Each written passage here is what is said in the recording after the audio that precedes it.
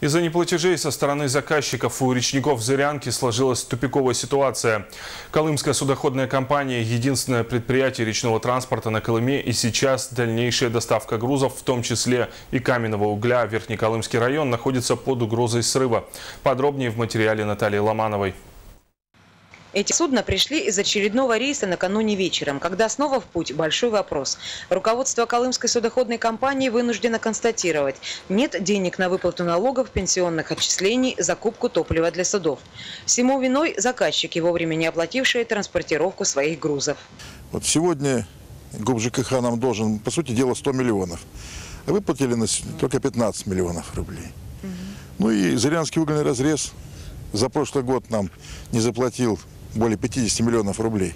Имея в виду, что у нас чуть меньше 400 миллионов рублей общие расходы по году, понятно, что мы парализованы, по сути дела.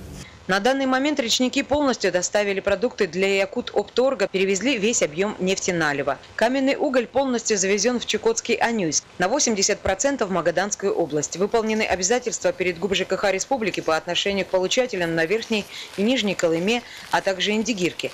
А вот перевозки угля в Среднеколымск сейчас под угрозой срыва. Мы закончим те рейсы, которые сегодня начаты. Вот, даже успеем привезти часть груза того, что для восстановления поселка после наводнения. Но, по сути дела, мы должны будем остановиться.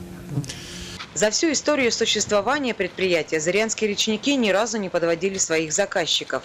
Они и сейчас готовы продолжить работу, чтобы обеспечить завоз в арктическую навигацию, но вынуждены простаивать, упуская благоприятные гидрологические условия.